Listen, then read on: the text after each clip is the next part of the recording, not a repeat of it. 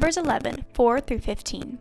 The rabble with them began to crave other food, and again the Israelites started wailing and said, "If only we had meat to eat.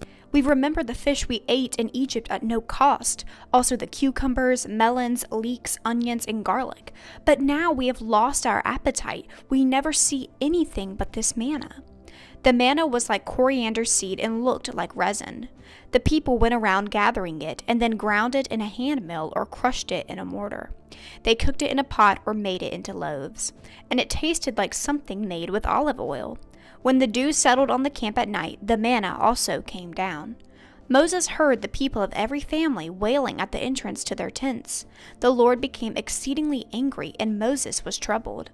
He asked the Lord, "Why have you brought this trouble on your servant?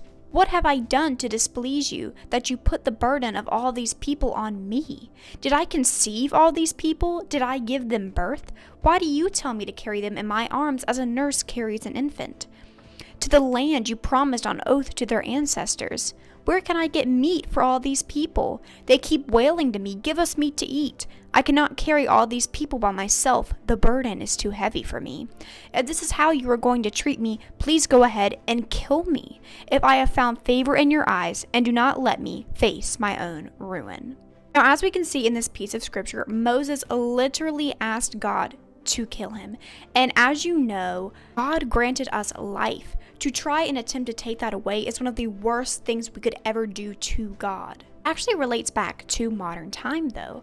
Often we as Christians, and maybe even Catholics, often view God's desires as a burden. Just as Moses became weary about trying to attempt to feed the Israelites with no food, we also become weary when God asks us to do certain things. Rather than grow weary, we should turn to the disciples as a prominent example of what to do. Just as the disciples were shocked when God asked them to feed hundreds of individuals. With mere 5 loaves and 2 fish, they still did as God instructed. They obeyed God's plan. When thinking about the story of the 5 loaves and 2 fish, we need to remind ourselves to call upon God and surrender to Him. We must also bring to God whatever He calls us forth to bring, whether that be anxieties, worries, past pains, sinful habits, etc.